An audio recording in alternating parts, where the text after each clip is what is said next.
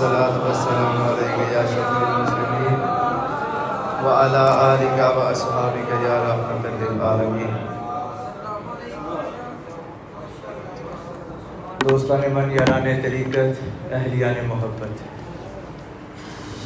یاد محبوب الحمدللہ حق پر مبنی ایک مسودہ، ایک تحریر ہے، اور یاد محبوب کے جتنے بھی تیر چلے وہ ہمارے دلوں پہ ٹھیک نشانے پہ لگے ہیں۔ گویا ہمارے شیخ کامل نے عشق مصطفیٰ کی کمان اٹھائی اور اس میں یاد محبوب کا تیر سجایا، اور پھر ہمارے دلوں کا نشانہ باندھ کے جب وہ تیر چلایا اور جب وہ یاد محبوب کا تیر اس دل میں پیوست ہوا تو پھر اس دل سے کیا نور سے یا اللہ یا محمد کی صلاح، بلکہ میں یوں کہوں گا کہ جتنے نشان الفت، نشان محبت، نشان عشق، نشان درد چلے ہیں، ان کی مہک، ان کی خوشبو انشاءاللہ آنے والے وقتوں میں آپ کو ضرور دکھائی دے گی۔ حضرات، جس استقامت اور جذبہ عشق سے آپ تشریف فرمائیں، یہ آپ لوگوں کی یاد محبوب سے الفت، لگن، محبت ہے، اور اپنے محبوب کے سونے سہانے اور میٹھے میٹھے بول سننے کا ایک حسین اظہار ہے کہ آپ کا یہ وجدان، یہ کیفیت، اور آپ کی آنکھوں میں دکھائی دینے والی یہ بے قراری اور چہرے پہ عیاں ہونے والی یہ بے چینی، یہ آپ لوگوں کا یاد محبوب کے لیے ابھرتا ہوا پیار ہے جو مجھے دکھائی دے رہا ہے۔ کچھ لے کے اٹھو اہل صفا کے در سے، کچھ لے کے اٹھو اہل صفا کے در سے، کہ یہ در قریب ہے مصطفیٰ کے در سے۔ پیار، محبت، ایمان، رسالت، سکون، توحید، سب کچھ ملتا ہے اولیاء کے در سے۔ تو الحمدللہ ہم یہاں سے ایمان، محبت، عشق، توحید اور رسالت کی دولت لینے آتے ہیں۔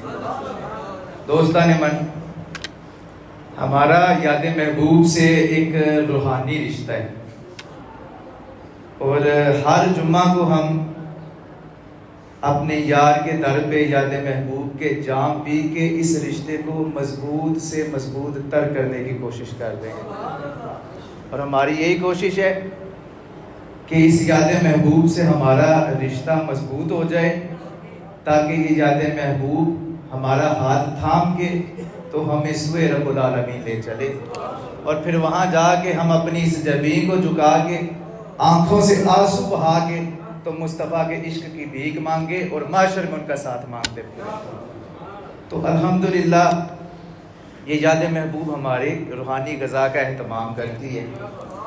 اور ایک اور بات کہتا چلوں، آپ لوگ جب آپ کی آنکھیں تڑپ رہی ہوں، ترس رہی ہوں یار کے دیدار کے لیے، آپ صاحب، یہ آپ لوگوں کے سینوں میں جو پھرکتے ہوئے دل ہیں اور ان میں لگی ہوئی عشق کی آگ، بھڑکتی ہوئی عشق کی آگ، اور آنکھوں میں یہ مستی، خماری، طرب، جلن کہ کہیں مجھے یار کا دیدار ہو جائے، تو اس کے لیے کس حکیم، کس طبیب کے پاس جاؤ گے؟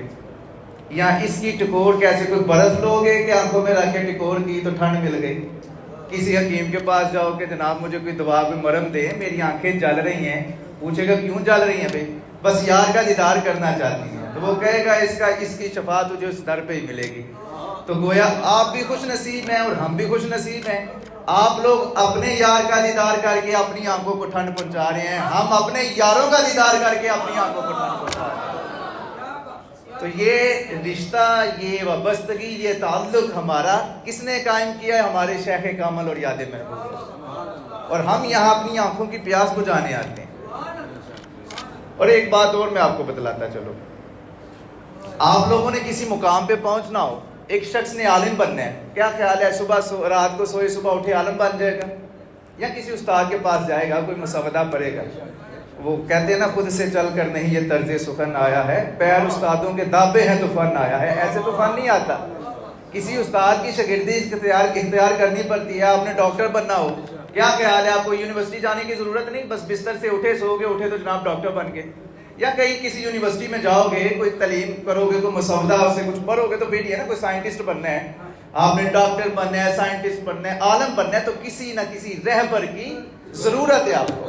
ایسے ممکن نہیں ہے کہ جناب منہ دھویا تو جناب ڈاکٹر اور انجینئر بن کے ایسے ہونے لگے تو پھر یہ یونیورسٹیاں تو بند ہو جائیں. تو گویا ہر شے کے لیے, ہر مقام پانے کے لیے رہنما کی ضرورت, اور مسودے کا نا استاد ہو اور مسودہ ہی نہ ہو, کتاب ہی نہ ہو, کیا پڑھائے گا تمہیں؟ پھر وہ خود بھی لطیفے سنے گا, تمہیں بھی سنائے گا, تو بس اسی طرح کام گزارا کرتا رہے گا.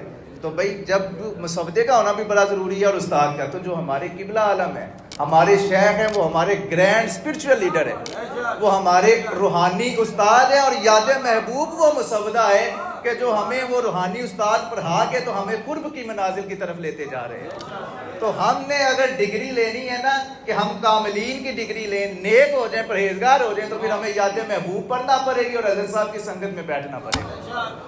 یہ ہمارے اسپرچول لیڈر ہیں الحمدللہ. تو اس سے قبل کہ یاد محبوب ہمیں اپنی آغوش میں اٹھا کے تو منزل حقیقی کی طرف لے چلے اور ہم اپنے روحانی سفر کا آغاز کریں, اپنی دل و روح کے کان کھولیں تاکہ ہم یار کو پانے کی کوشش کریں اور یار کے قدموں پہ اپنی حاضری لگوانے کی کوشش کریں.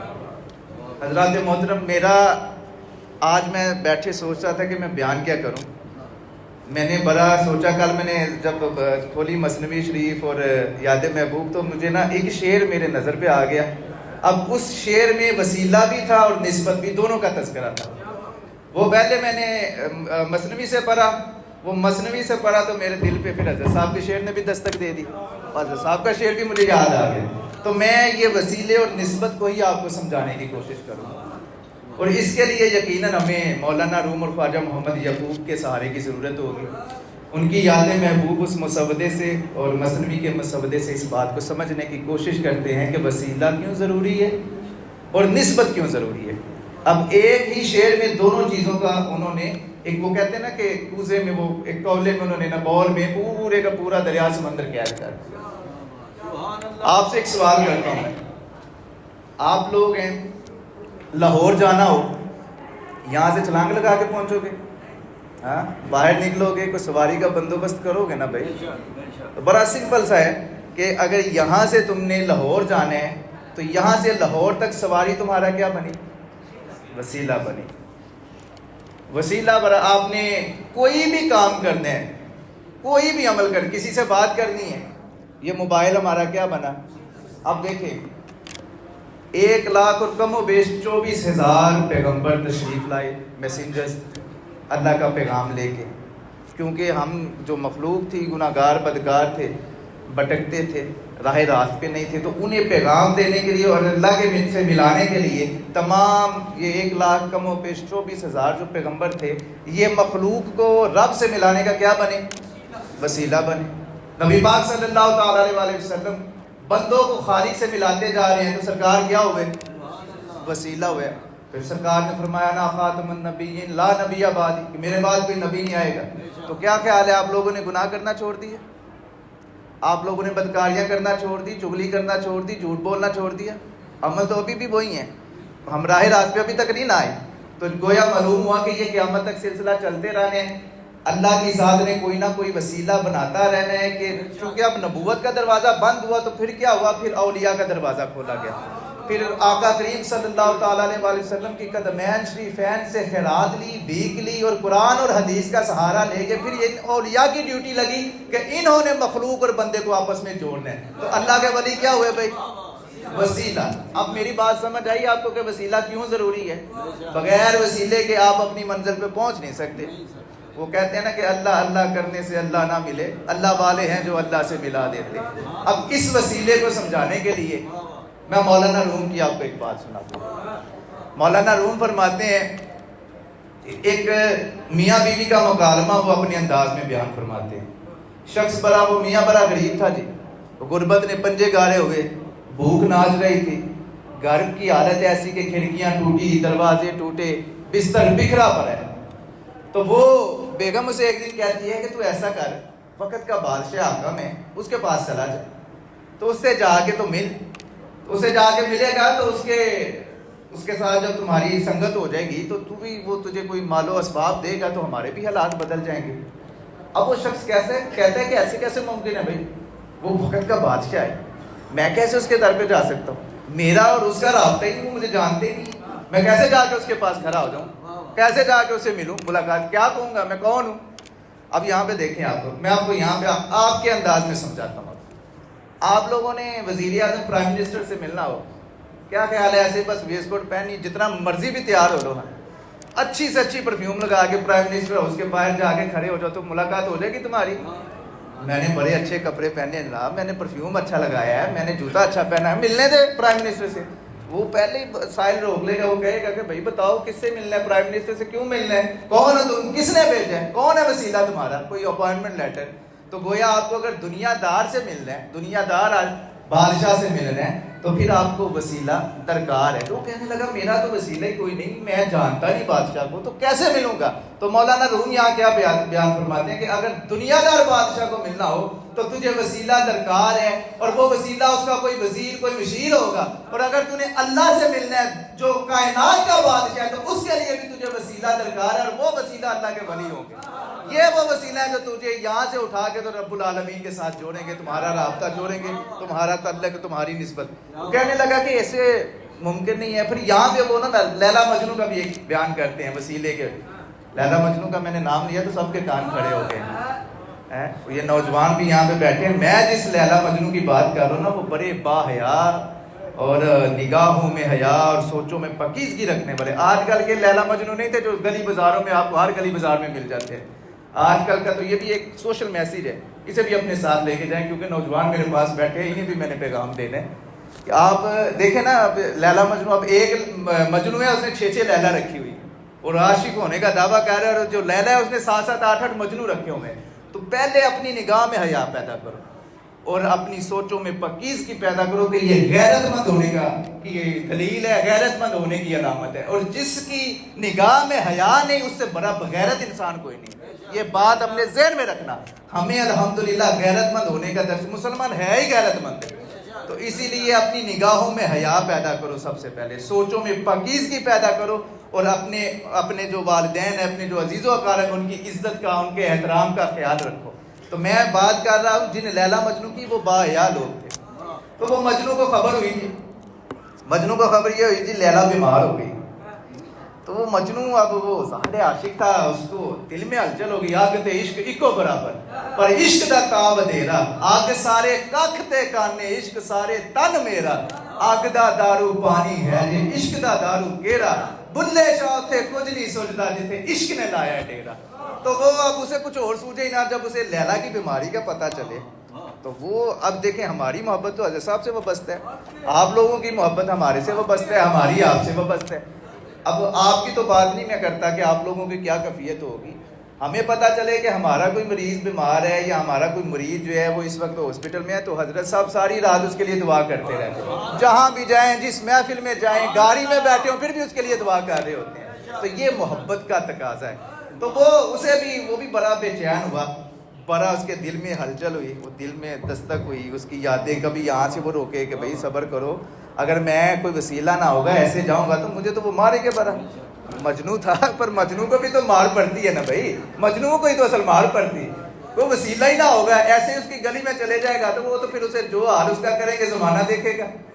تو وہ کہنے لگا میں وسیلہ کیا بناؤں، یادیں بھی تنگ کری ہو، کہتے ہیں نا دل سے کچھ دیر تجھ کو جدا رکھوں، دل سے کچھ دیر تجھ کو، میں آپ سب آپ کی طرف دیکھ کے اس لیے پڑھ رہا ہوں، آپ حسین بھرے لگ رہے ہیں آج۔ دل سے کچھ دیر تجھ کو جدا رکھوں، میرے بس میں نہیں تجھے خفا رکھوں، نہیں کچھ بھی میرے دل میں سوا تیرے، میں تجھے بلا دوں تو بتا یاد کیا رکھوں، تو تیری یاد ہی تو سارا کچھ ہے، میری ساری دولت ہی تیری یاد ہے۔ تو وہ اسے بار بار دستک ہو جی، وہ سکون نہ کرنے دے۔ اس نے اب سوچا کہ کیا وسیلہ تلاش کروں، کیا بہانہ بنے کہ میں لیلا سے ملوں۔ تو اسے خیال آیا کہ کاش کہ میں طبیب ہوتا، تیری میں تیری حضرت، میں نو بہار تیری، میرا طبیب تو ہے میں ہاں بیمار تیری۔ وہ کہتے کاش میں طبیب ہوتا اور طبیب ہونے کے بہانے میں لیلا کا دیدار کر رہا تھا۔ تو گویا وہ طب جو تھی وہ مجنوں اور لیلا میں ملاقات کا وسیلہ بنی۔ تو وسیلہ جو ہے وہ بڑا ضروری ہے اگر آپ نے کسی بھی مقام پہ اپنی منزل پہ پہنچنا ہے، اپنی مراد پانی ہے، اس کے لیے وسیلہ ہونا۔ اچھا میں آپ کو ایک بات مجھے بتائیں، آپ نے ولایت حاصل کرنی ہو، کیا خیال ہے یہاں آ کے چپ کر کے بیٹھے رہے تو نہ کوئی ذکر کرے، نہ کوئی فکر، نہ کوئی عبادت، نہ کوئی ریاضت، نہ کوئی شریعت، نہ کوئی حقیقت، کیا خیال ہے ولایت آ جائے گی؟ چلتی دوڑتی ہوئی آئے گی کہ یہ بندہ چپ کر کے بیٹھا، آؤ بھائی میں ایسے آ کے گلے لگوں اسے؟ ایسا ہو سکتا ہے؟ اس کے لیے عبادت، اس کے لیے سب سے پہلی عبادت کیا؟ مخلوق خدا کی خدمت کرنا پڑے گی، اللہ کی مخلوق کو راضی کرنا پڑے گا، جو ٹوٹے دل ہے انہیں جوڑنا پڑے گا۔ تو اللہ والوں کا تو یہی کام ہے۔ تو یہ وسیلہ بنتا ہے، ولایت حاصل کرنی ہے اس کے لیے بھی وسیلے کی ضرورت ہے۔ تو کہیں بھی پہنچنے کے لیے وسیلہ۔ اب وہ پوچھنے لگا، میاں جو ہے وہ پوچھتا ہے اس سے کہ مجھے بتاؤ تو کیا چاہتی ہے؟ میں جب اسے جانتا نہیں، میرا اس کے ساتھ کوئی تعلق نہیں، وسیلہ نہیں، مجھے وہ جانے گا نہیں، پہچانے گا نہیں، تیری خواہش کیا ہے؟ کیوں مجھے وہاں بھیجنا چاہتی ہے؟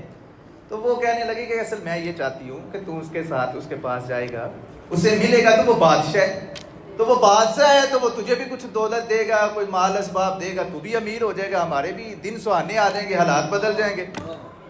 تو وہ اسی لیے میں چاہتی ہوں کہ تیری اس کے ساتھ نسبت ہو جائے۔ آپ لوگوں نے دیکھا ہوگا بادشاہ جتنے بھی ہوتے ہیں آج کل کے زمانے میں بھی، آپ پرائم منسٹر پریزیڈنٹ دیکھ لیں، ان کے قریب قریب جتنے بھی وزراء ہوتے ہیں ان کے کتنے کتنے بڑے محل ہوتے ہیں، کتنے کتنے بڑے ان کے، آپ دیکھیں کہ وہ انہوں نے جناب اپنی عیش و عشرت کے لیے کیا کیا کچھ بنایا ہوا ہے۔ تو چاہتی میری بھی خواہش ہے کہ تیری اس کے ساتھ نسبت ہو، تو اس کے ساتھ ملے، تو اس کے لیے تو تجھے اس کے پاس، بادشاہ کے پاس، دیکھیں آپ نے دولت لینی ہے تو کسی دولت مند کے پاس ہی جانا ہے نا، زکوٰۃ لینی ہے تو اسی کے پاس جائیں گے نا جو صاحب استطاعت ہے، جس کے پاس یہ استطاعت طاقت ہے کہ وہ تمہیں زکوٰۃ دینا چاہے دے سکتا ہے۔ ایسا تو نہیں کہ ایک زکوٰۃ لینے والا دوسرے زکوٰۃ لینے والے سے جا کے کہے کہ مجھے زکوٰۃ دو بھائی، وہ کہے گا بھائی میں تو خود لینے کے لیے بیٹھا، میں تجھے کیا دوں؟